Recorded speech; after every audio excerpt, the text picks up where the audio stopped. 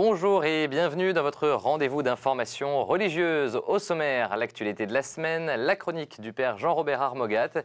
Et notre dossier sera tout à l'heure consacré au rôle et à l'avenir de la presse catholique et chrétienne. Pour en parler, Francis Ball, professeur de sciences politiques, et Guillaume Goubert, rédacteur en chef à La Croix. On les retrouve en fin d'émission. On commence cette émission avec les sénateurs qui, dans la nuit de mardi à mercredi, ont finalement refusé de légaliser l'euthanasie. C'est l'épilogue d'une semaine pleine de rebondissements au Sénat. Vous vous en souvenez sûrement, il y a 10 jours, de manière spectaculaire, la Commission des affaires sociales avait adopté une proposition de loi en faveur d'une assistance médicalisée à mourir. Mais mardi, quelques heures avant le vote, coup de théâtre, la Commission avait vidé le texte de sa substance. Reportage au Sénat, mardi, sur fond de contestation. Regarde. C'est grâce à 2 amendements déposés mardi matin que les sénateurs Marie-Thérèse Hermange et Gilbert Barbier ont réussi à supprimer l'article clé du projet de loi sur l'euthanasie. Il est midi et devant le Sénat, la mobilisation contre le texte prend une forme originale. Médecins en blouse verte et patients entourés d'un linceul blanc étendu par terre. Pour l'Alliance pour les droits de la vie, le message est clair. Soigner n'est pas tuer. On va tenter de montrer un symbole de ce que pourrait être l'euthanasie, qui n'est pas un accompagnement dans la douceur. Ça n'est pas vrai, ça n'est pas une mort douce. C'est au contraire une violence qui est faite et une violence qui serait faite à des milliers de personnes. Il a fallu attendre le soir pour que les débats se poursuivent en assemblée plénière au Sénat. Présent dans les rangs, le ministre de la Santé, Xavier Bertrand, une manière forte de rappeler la frilosité du gouvernement quant à ce projet de loi. Un texte finalement rejeté tard dans la nuit, un soulagement pour Marie-Thérèse Hermange. Il faut bien comprendre, c'est qu'en créant un droit, en instituant un droit, vous pouvez exiger pour l'autre ce permis de tuer, que l'autre vous donne ce permis de tuer. Et dans le texte de la PPL, il était bien indiqué que le médecin devait, s'il n'était pas d'accord, le faire pratiquer par un autre médecin, ce qui est impossible pour les médecins. Victoire pour les uns, combat à poursuivre pour d'autres. En tout cas, pour tous, une étape importante vient d'être franchie alors que toutes les questions bioéthiques sont au premier rang de l'actualité.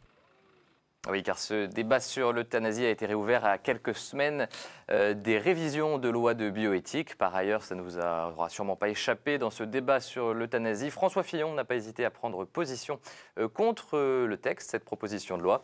Et puis du côté de l'Église, les évêques ont été nombreux à réagir. L'euthanasie est loin d'être une mort douce, rappelait encore il y a quelques jours le cardinal Barbarin dans une tribune publiée dans le Figaro.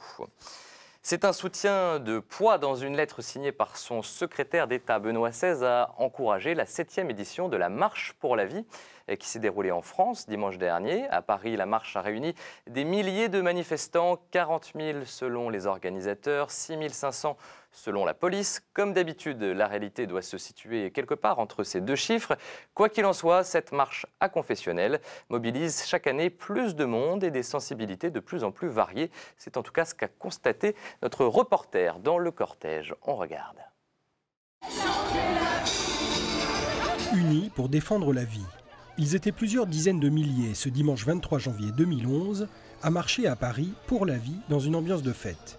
Un nombre en forte hausse par rapport à l'an dernier et en constante augmentation depuis le lancement de cette marche de protestation en 2005 à l'occasion des 30 ans de la loi Veil. On a voulu que cette marche montre qu'on pouvait lier la dénonciation et aussi le côté positif, le côté espérance, parce qu'on peut dénoncer la culture de mort et promouvoir la culture de vie en même temps. Et c'est ça qui a fait qu'il y a eu beaucoup de jeunes qui nous ont rejoints, et notamment il y a aussi des groupes scouts, il y a des communautés nouvelles, enfin maintenant ça touche tout le monde. Oui pour la vie! Une très forte participation des jeunes, de plus en plus mobilisés par ces questions. On est là pour sensibiliser les consciences et pour remettre le débat sur le tapis. Continuer à en parler, continuer à expliquer que c'est vraiment une tragédie. Tous ces enfants qui sont tués dans le ventre de leur mère. Et de fait, depuis que l'avortement a été légalisé, il y a vraiment très peu de choses qui sont faites pour aider les femmes en difficulté. Enfin, si la marche a reçu une lettre d'encouragement du Vatican, c'est surtout la participation de 4 évêques catholiques qui marquera cette édition 2011. Il y a dans quelques jours, comme vous le savez, le vote au Parlement de la nouvelle loi sur la bioéthique. Et il paraît important, en fonction de cette actualité, de venir présenter notre grand désir de défendre la vie. Et puis une autre question de société. Demain, le Conseil constitutionnel rendra une décision sur la question du mariage homosexuel. On aura sûrement l'occasion d'en reparler sur KTO. On l'a appris cette semaine à Lyon. Le 23 décembre dernier, un prêtre a été interpellé après avoir fait des avances sexuelles à des enfants via Internet. Ce prêtre, qui dépend du diocèse de Belley-Ars, avait déjà été condamné 2 fois dans des affaires de pédophilie. Depuis, tout ministère lui a été retiré. Il ne peut plus célébrer la messe ni aucun sacrement. Mais comment l'Église de France fait-elle face au risque de récidive dans ces affaires de pédophilie? On a posé la question au secrétaire général de la Conférence épiscopale, Monseigneur Antoine Héroard. L'Église est attentive à ce que ces personnes ne soient pas simplement lâchées dans la nature, parce qu'il peut être aussi plus facile, d'une certaine façon, de dire, écoutez, voilà, ceux qui sont considérés comme des brebis galeuses, on les met en dehors de toute la communauté ecclésiale, et puis c'est fini, on ne s'en occupe plus. Mais c'est d'autant plus dangereux que des personnes de ce type vont se trouver livrées à elles-mêmes. Donc il faut aussi pouvoir un peu les accompagner. Et puis par ailleurs, la semaine dernière, un prêtre a été condamné à 1 an de prison avec sursis pour détention et partage d'images pédopornographiques dans le diocèse de Coutances et d'Avranches cette fois. Une nouvelle église en Seine-Saint-Denis, dans la ville des Lilas. L'église Notre-Dame du Rosaire sera consacrée dimanche. Événement à suivre en direct sur notre antenne à partir de 9 h du matin. Vous le voyez sur ces images. Pour l'instant, cette église jouxte encore l'ancienne qui sera détruite dans quelques mois pour faire place à un centre pastoral. La mairie a dépensé 4,5 millions d'euros pour cette nouvelle église, car au regard de la loi de 1905, il s'agit bien d'un bâtiment public. Pour en savoir plus, vous pouvez revoir sur notre site internet l'émission Hors les murs consacrée à cette très belle église des Lilas. Les journées d'études de Saint-François de Sales se sont ouvertes aujourd'hui à Annecy. Elles réunissent plus de 200 journalistes et spécialistes des médias confessionnels. Cette année, la Fédération de la presse catholique, qui organise ces journées, a commandé un sondage à la Sofresse. Premier constat, 56% des sondés ne connaissent pas de journaux ou de magazines catholiques. On a demandé à Dominique Chivot d'analyser ce sondage. On l'écoute.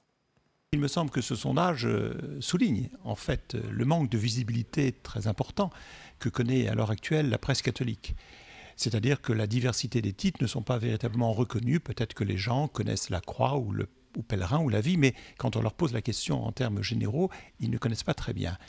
En revanche, il me semble que ce sondage apporte un élément intéressant. C'est que quand on demande à quoi sert cette presse catholique, les sondés répondent ça peut servir à la fois à informer sur ce qui se passe à l'intérieur de l'Église, mais aussi à donner l'écho du regard chrétien, du regard catholique sur l'actualité dans le monde, sur ce qui se passe dans la société. Jamais il n'est question à leurs yeux, apparemment, à travers leur choix dans ce sondage, de dire qu'il faut faire une pravda, qu'il faut faire un osservatore romano, autrement dit un journal officiel de l'Église. Mais il semble que les sondés, en France en tout cas, sont attachés à cette diversité des titres, puisqu'on sait que les titres catholiques, chrétiens, ont des histoires différentes et ont des sensibilités différentes. C'est une preuve, je pense, de la richesse de l'Église. Et s'il faut retirer une leçon de ce sondage, c'est que c'est une richesse parce qu'il y a justement une diversité des titres catholiques en France. Les titres catholiques et la presse chrétienne, on en reparle dans quelques minutes dans notre dossier. C'est parti pour le 38e Festival d'Angoulême, le plus grand festival de bande dessinée au monde, en tout cas l'un des plus grands. Depuis 25 ans, il y a une présence chrétienne au sein de la manifestation avec plusieurs prix, dont celui de la BD chrétienne internationale. Prix qui ont été remis cet après-midi dans une église d'Angoulême. Mathilde Mailleux de la librairie La Procure nous présente 2 des albums lauréats cette année Cru 2011.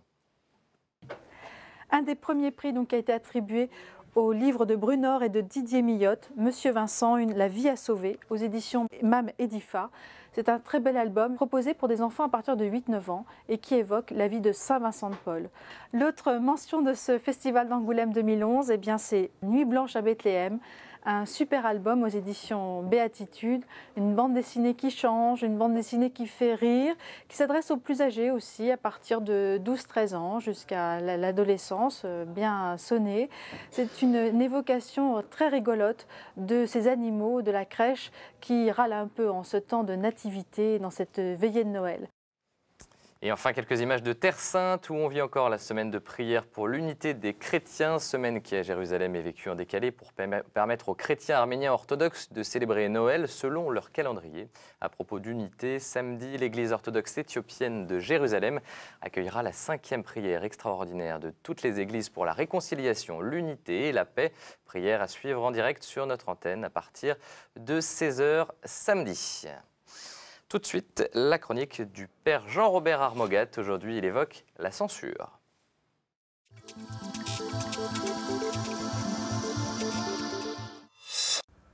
On a beaucoup parlé de censure ces derniers temps, en divers endroits, en plusieurs occasions.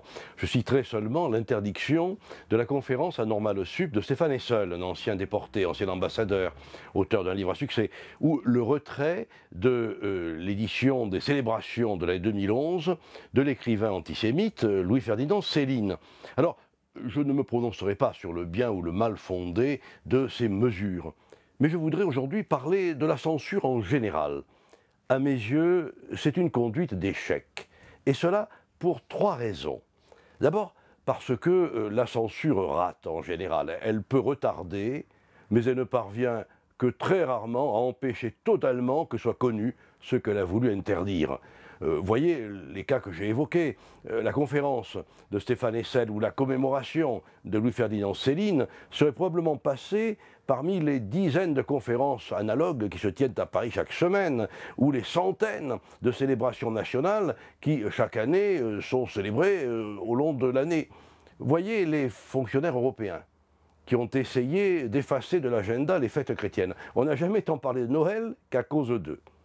On pourrait dire, en étant cynique, que le principal défaut de la censure est de n'être pas efficace et de faire connaître largement ce qu'on a voulu occulter. Mais il y a une 3e raison qui me semble la plus importante. La censure est une non-raison, c'est tout le contraire d'un discours rationnel. La controverse s'exprime, la polémique s'écrit, se discute. Le désaccord cohérent s'exprime en donnant des raisons et non pas en cachant l'adversaire sous un rideau de fumée. À tel point que cette absence de raisonnement disqualifie la démarche même du censeur et donne à son adversaire un avantage rationnel qu'il ne mérite peut-être pas. Alors, tirez les premiers, messieurs les censeurs, car vous marquerez dans vos propres buts. Merci Père Armogat. Tout de suite, quelques-unes de vos hebdos chrétiens ce jeudi.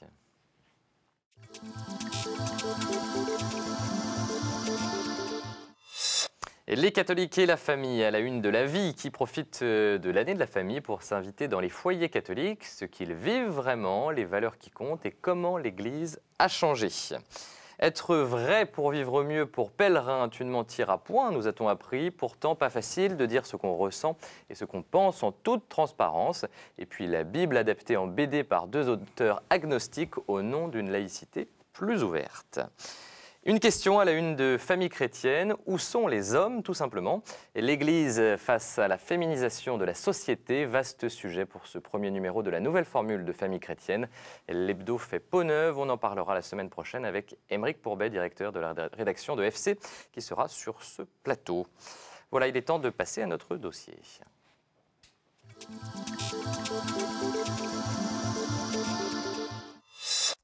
Dans le dossier cette semaine, on s'interroge sur le rôle et l'avenir de la presse catholique et plus largement la presse chrétienne à l'occasion des journées d'études Saint-François de Sales qui se déroulent en ce moment même à Annecy. Pour en parler, Francis Ball, bonjour. Bonjour. Vous êtes professeur de sciences politiques à l'Université de Paris 2, spécialiste de la presse et des médias. Vous êtes également un ancien membre du CSA et vous êtes l'auteur de nombreux ouvrages de référence, dont Ce que sais-je sur les médias. Et puis également sur ce plateau, Guillaume Goubert, bonjour. Bonjour. Vous êtes rédacteur en chef à La Croix. Première question, Francis Ball, peut-être une réaction sur le sondage qu'on a évoqué tout à l'heure dans la partie actualité avec Dominique Chivot. 54% des personnes interrogées ne connaissent pas de titre catholique. C'est une bonne ou une mauvaise nouvelle pour la presse, puisque ça veut dire que quand même il y a encore des lecteurs à conquérir. Ni bonne ni véritablement mauvaise, parce que concrètement, les chrétiens dans leur totalité sont quand même une minorité aujourd'hui.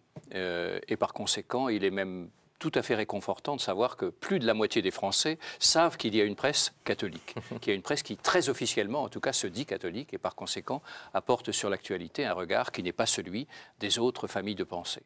Non, je trouve que 56%, c'est tout à fait satisfaisant. Ce qui est évidemment un petit peu moins réconfortant, c'est que beaucoup de gens qui se sentent proches des catholiques ne se retrouvent pas, au fond, parmi les lecteurs de cette presse. Et pourtant, il y a... Qui pourtant est lu, ce qui est là une bonne chose, qui est lu, mais ce n'est pas le rédacteur en chef de la Croix qui va me contredire, qui est lu très souvent par des gens qui ne sont pas membres de cette Église. Guillaume Goubert, c'est vrai que la Croix, par exemple, est lue par d'autres gens que des catholiques? Disons qu'on a des lecteurs non catholiques. Est-ce qu'on a beaucoup de clients non catholiques? Peut-être moins. Il faut dire les choses comme elles sont. Notre équilibre économique, il repose quand même beaucoup. Il faut dire au passage que la Croix équilibre ses comptes et gagne même un peu d'argent. Nos clients, ce sont avant tout des catholiques. En revanche, nous avons une audience, un lectorat occasionnel, au-delà du monde catholique, qui est assez important, oui. Et donc la Croix se porte pas si mal que ça? La Croix se porte plutôt bien, elle résiste mieux que d'autres à la concurrence du gratuit et du numérique. Et donc depuis un certain nombre d'années maintenant, nous équilibrons nos comptes, ce qui n'a pas été le cas pendant très longtemps, où on était un petit peu, en quelque sorte, subventionné par le reste du groupe Bayard. Et là, aujourd'hui, nous sommes tout à fait capables de nous en sortir par nous-mêmes, dès lors qu'on admet qu'on bénéficie d'aides de l'État dont les règles s'appliquent de la même manière à d'autres journaux. On n'est pas spécialement aidé. Donc oui, la Croix se porte plutôt bien, en fait. Oui. Comment se porte plus généralement cette presse catholique et chrétienne même plus largement? Mais écoutez, ce que vous disiez à l'instant m'évoque un souvenir. Lorsque je suis arrivé en sciences politiques à Stanford, on m'a dit le meilleur journal qu'il faut conseiller et qu'il faut que vous lisiez, c'est le Christian Science Monitor, que vous connaissez, qui est lu par tous les départements de sciences politiques aux États-Unis, qui a été créé effectivement dans cette mouvance et qui est aujourd'hui, qui fait référence, c'est un journal qui est devenu véritablement une institution, qui fait référence dans le domaine des relations internationales et qui est lu par conséquent non seulement sur le continent américain, mais à l'extérieur. Ce qui montre bien quand même qu'au fond, on peut comprendre que la Croix ait mieux résisté que les autres quotidiens généralistes à l'arrivée tout à fait spectaculaire des gratuits et l'arrivée évidemment du numérique. Et pourquoi Pourquoi?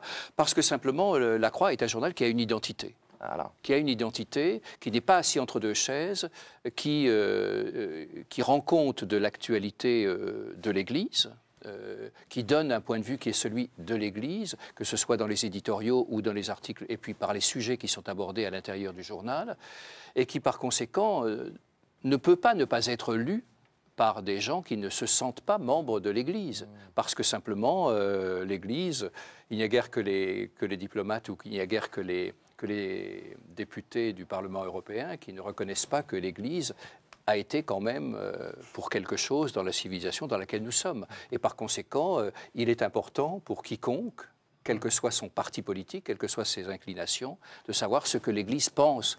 Et ce n'est pas tout à fait par hasard si vous avez évoqué l'histoire de l'euthanasie aujourd'hui, car tous ceux qui s'interrogent sur l'euthanasie, tous ceux qui s'interrogent sur l'avortement, ne peuvent pas ne pas connaître quand même quelle est la position de l'Église sur ce sujet. C'est important de recentrer, se recentrer sur cette identité chrétienne et catholique pour un journal comme La Croix. Il y a une tension constante entre le professionnalisme et je dirais, le militantisme. C'est vraiment deux choses entre lesquelles il faut en permanence faire des réglages très très fins. Ma conviction personnelle, c'est que la Croix doit, je dis de manière un peu familière, la Croix doit être à la fois très catho et très pro. C'est-à-dire que notre identité est d'être un journal catholique, mais nous devons aussi être un journal extrêmement professionnel, y compris vis-à-vis du public catholique, parce qu'il est beaucoup plus diversifié qu'il n'a été il y a une ou deux générations. Donc si on veut être un quotidien que tous les catholiques, dans lequel tous les catholiques peuvent trouver les informations dont ils ont besoin, on a besoin d'être extrêmement professionnel de façon à ce qu'on ne puisse pas être accusé d'être partisan. Et de la même manière, ceux qui s'intéressent aux faits religieux, comme l'a très bien dit Francis Ball, ils ont besoin aussi de trouver un journal qui est certes une identité claire, c'est très important que notre identité soit claire, mais en même temps qui présente des garanties de qualité professionnelle. Est-ce que les journalistes d'ailleurs doivent être chrétiens selon vous de cette presse? Je crois que c'est la question qu'on pose le plus souvent aux journalistes de la Croix. C'est pour ça que je vous la pose. Donc j'ai une réponse à peu près au point. J'ai un de mes collègues qui dit pour travailler à l'équipe, il vaut mieux s'intéresser au sport. Donc on peut s'intéresser à l'origine sans forcément être... On ne demande pas aux journalistes de l'équipe d'être des sportifs de haut niveau. On ne demande pas à un ministre de l'Éducation nationale d'être professeur. Donc il faut s'intéresser. Il y a des sujets, il y a des journalistes qui travaillent à la Croix, sur le sport par exemple, qui ont pas besoin d'être des très grands spécialistes de la religion, mais ils ont besoin de s'y intéresser suffisamment pour comprendre quels sont les ressorts spécifiques de ce journal, quelle est sa hiérarchie de l'actualité. Et donc, il faut s'intéresser à la religion pour travailler à la Croix. Il faut comprendre le poids que peut avoir la religion dans la vie du monde. Mais suivant les lieux où on se trouve dans le journal, la question ne se pose pas avec la même acuité, disons. Je disais tout à l'heure, FC a fait peau neuve, donc on relook un petit peu la une, la maquette. C'est important d'aller chercher un peu peut-être un public plus jeune aujourd'hui, mais est-ce qu'on a besoin de créer des nouveaux titres dans cette presse chrétienne? Est-ce qu'il y en a assez ou est-ce qu'il y en a trop? J'ai l'impression que quand même le groupe auquel vous appartenez est quand même suffisamment diversifié, avec d'un côté Notre Temps qui évidemment s'adresse à une catégorie de la population, les seniors, et puis les plus jeunes. Mes petits-enfants, après mes enfants, regardent quand même Petit ours brun. Par conséquent, véritablement, la production est quand même extrêmement diverse. Extrêmement diverse. Et je voudrais revenir juste sur ce que vous disiez à l'instant, il faut être à la fois pro et catho. Mais nous vivons tous cette tension. Nous vivons tous cette tension parce qu'un prof a forcément des convictions. Il est parfois acculé par ses étudiants à dire « mais au fond, qu'est-ce que vous en pensez ?» Il doit savoir jusqu'où ne pas aller trop loin pour être suffisamment pro pour que ses convictions ne risquent pas d'édulcorer ou de déformer la réalité dont il doit, même si elle lui déplaît, cette réalité, rendre compte. Car il y a des choses... Quand on a une conviction, il y a des choses évidemment qui vous déplaisent dans l'actualité. Vous ne pouvez pas, comme professeur ou comme professionnel, ne pas en rendre compte, même si elles vous déplaisent. Et ça, c'est une tension que nous connaissons tous, que ce soit le journaliste qui travaille à la Croix ou que ce soit le journaliste qui travaille dans un journal qui se veut indépendant. Ce qui est le plus dangereux, je crois, pour un journal, c'est de faire croire qu'on est indépendant alors qu'on ne l'est pas. Car il y a quelque chose qui est quand même très surprenant, c'est qu'en France, on est peut-être le seul pays où, quand un journal apparaît, les gens se disent « de qui est-il le sous-marin » ce qui montre bien qu'on n'a pas tout à fait confiance dans le professionnalisme des journalistes. On s'imagine qu'ils sont forcément le sous-marin de quelque chose ou de quelqu'un, ce qui est quand même très gênant, désobligeant pour les journalistes même. Quelle est la différence d'un journal chrétien par rapport à un autre? Quelle est sa plus-value? Dominique Chivot parlait d'un regard sur le monde différent. Voilà. Qu'est-ce qui fait la différence d'un journal chrétien? Pour nous, on le résume autour de deux points saillants. Les deux principaux points, c'est d'une part la volonté de... Moi, je pense que le journalisme a une fonction d'instruction publique, c'est-à-dire que nous avons à aider nos lecteurs à mieux comprendre le monde qui les entoure. Donc, il y a vraiment un gros travail didactique qui est assez développé à la Croix pour faire en sorte de mettre les événements... Bon, nous sommes notamment les héritiers de Jean Boissonnat, par exemple, qui a un peu inventé le journalisme économique à la fois à la Croix et en France, puisqu'après il a créé l'Expansion, etc. Il a ce talent pédagogique extraordinaire. Nous sommes les héritiers de journalistes comme cela. Le deuxième point qui est très important pour nous, c'est dans l'actualité, alors on refusera jamais de regarder les tristesses et les angoisses que vivent les hommes de ce temps, pour reprendre les mots de Gaudium et Spes, mais on essaie aussi de voir les joies et les espoirs. Donc on a toujours cette attention, même quand l'actualité est très sombre, de regarder s'il n'y a pas quand même un petit peu de lumière qui passe sous une porte. C'est vraiment une préoccupation très importante pour nous. Il n'est pas étonnant qu'un journal comme La Croix défriche effectivement des terrains qui ne sont pas abordés par les autres. Parce que les autres, bon, toutes les entreprises de presse sont des entreprises comme les autres, elles ont des fins de mois et elles sont obligées par conséquent, pour gagner leur indépendance, de gagner de l'argent. Simplement... vous réussissez à parler de choses dont les autres ne parlent pas, parce qu'elles vous paraissent importantes, et parce que vous n'êtes pas totalement suiviste par rapport aux curiosités de vos lecteurs. Vous n'êtes pas Voici, vous n'êtes pas Gala. Il y a des curiosités qui ne sont pas très glorieuses, et dont on comprend que la Croix auquel la Croix ne répond pas. Donc, je crois que le mérite de journaux comme le Christian Science Monitor ou comme La Croix, c'est précisément de parler de choses dont les autres ne parlent pas, parce que ce n'est pas dans l'air du temps, parce que les sujets ne sont pas mûrs, comme on dit dans le milieu journalistique, parce que ça ne satisfera personne, parce que ça ne répond à aucune inquiétude. Alors qu'en réalité, il y a des sujets qui, comme ça, tout d'un coup, ils surgissent bien de quelque part. Et ils ne surgissent que des journaux, si j'ose dire, pardon, mais des journaux qui sont marginaux et qui ont beaucoup plus de chances de survivre à la vague aujourd'hui du numérique et à la vague de la Justement, gratuité. juste pour conclure, il nous reste 20 secondes. Le numérique, sur les iPhones, sur les portables, sur les smartphones, c'est l'avenir de la presse aussi, ça, catholique et chrétienne? Non, ça donne simplement des sujets d'actualité, ça donne de l'actualité chaude. J'apprends tout d'un coup qu'il y a eu tel événement à Moscou, tel événement au Liban, mais si je veux comprendre ce qui s'est passé, je suis bien obligé d'aller dans une émission de longue durée ou dans un journal qui approfondit les choses, donc qui va mettre en situation et en perspective et m'expliquer en quoi l'événement a un sens. Merci à tous les deux, c'est trop court, on pourra en parler encore longtemps.